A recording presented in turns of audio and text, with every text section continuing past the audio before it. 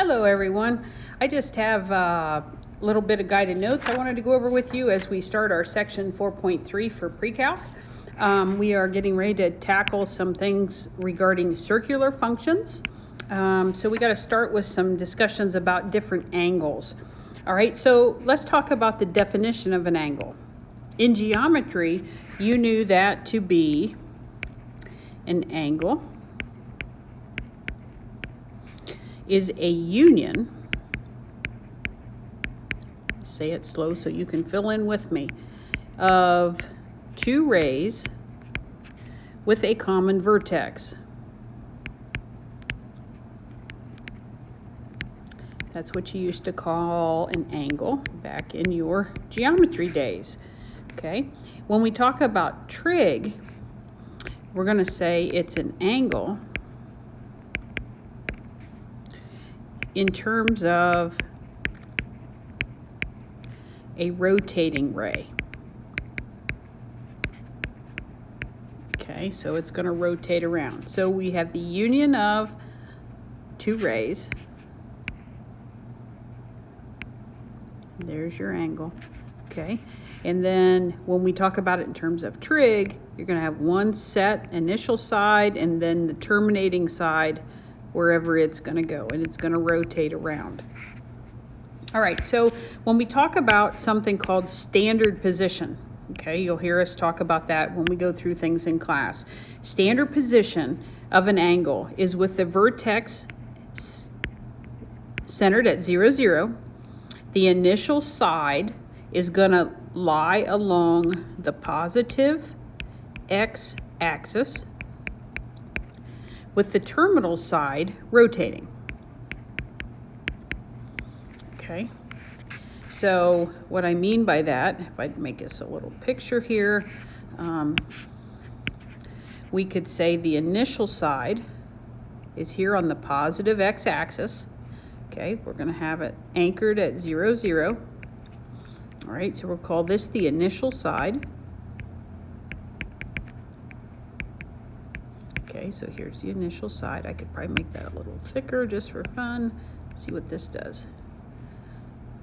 Oh, yes, isn't that cool? All right, and then we can have up this direction. We can say that is the terminal side.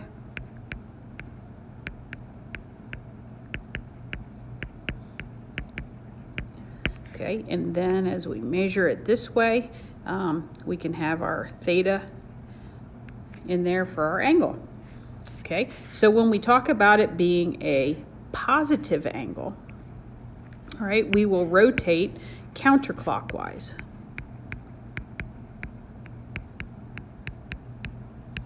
Okay, so when we are counterclockwise, we have a positive angle.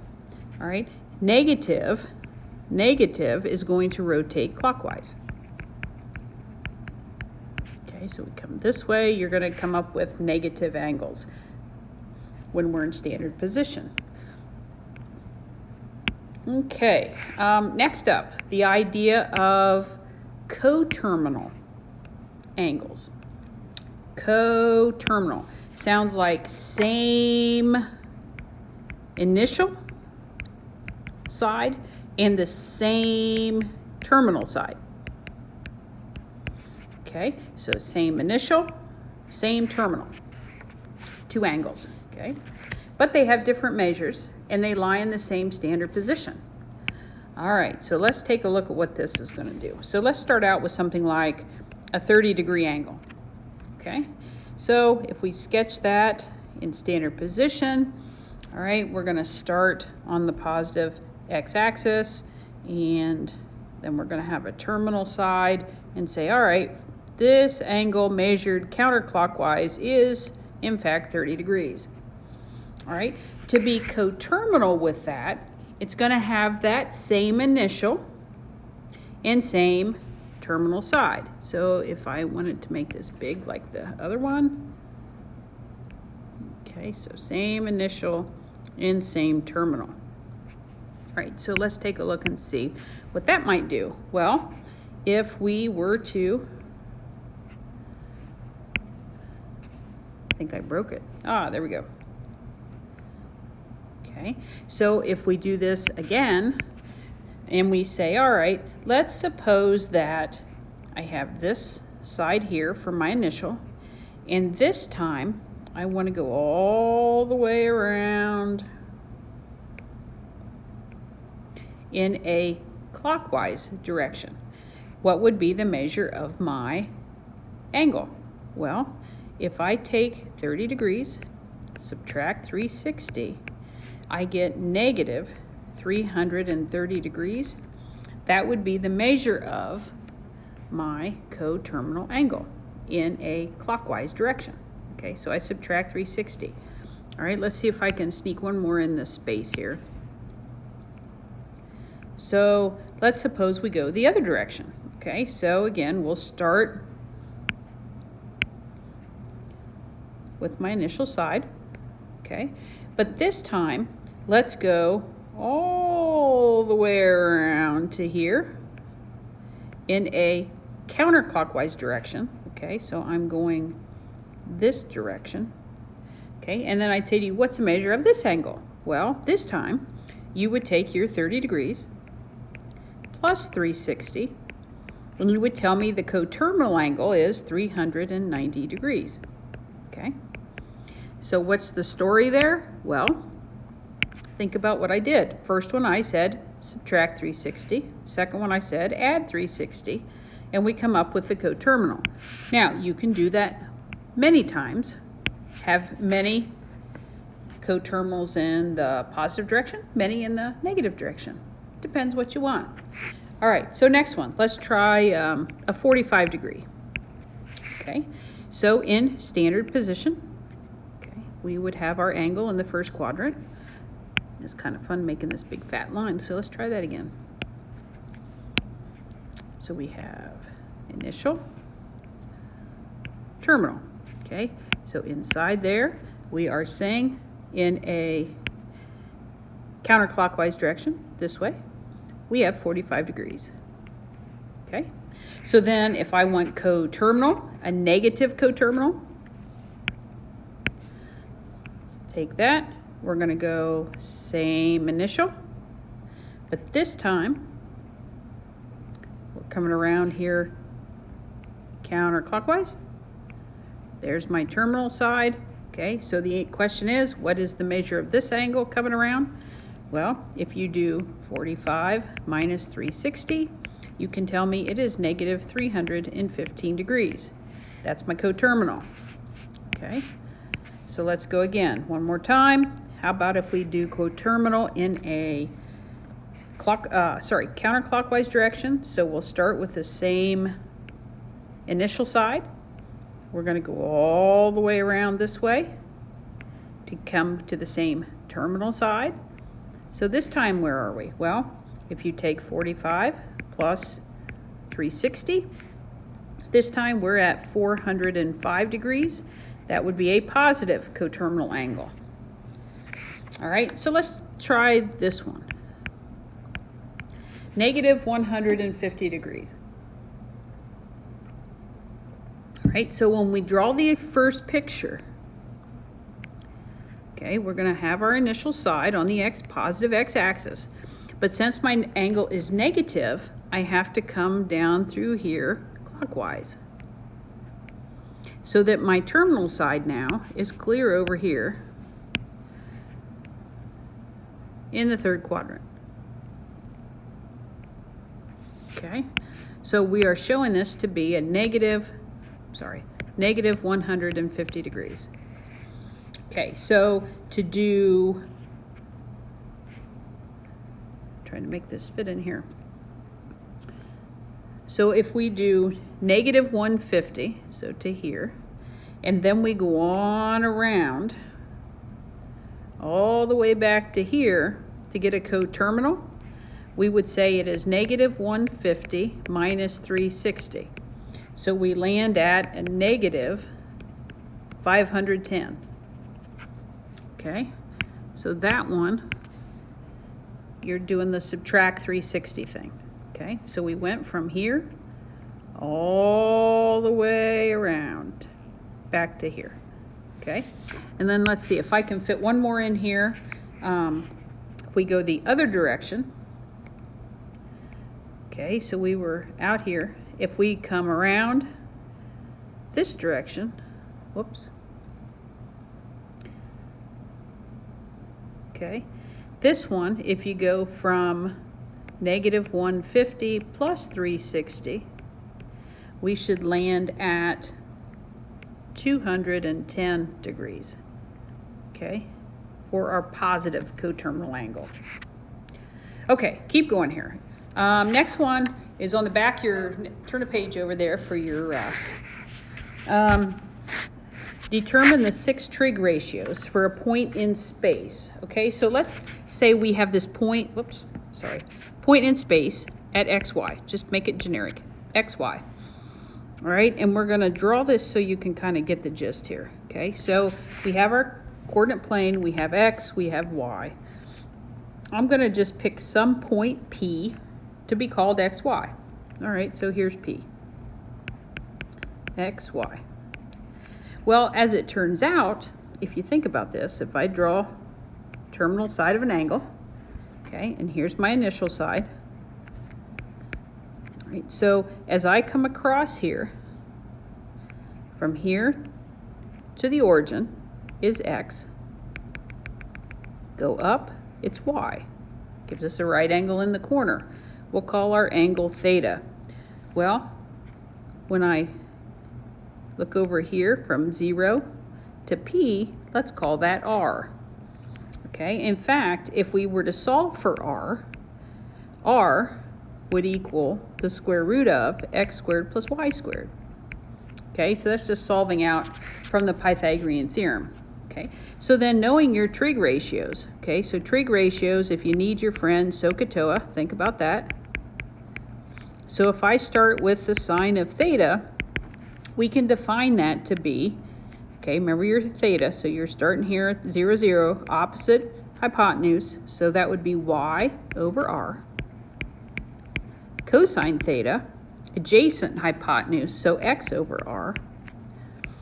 Tangent theta, opposite adjacent, so that would give us y over x.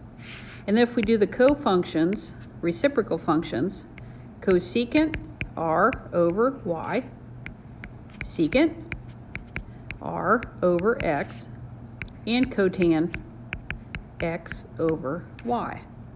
Okay.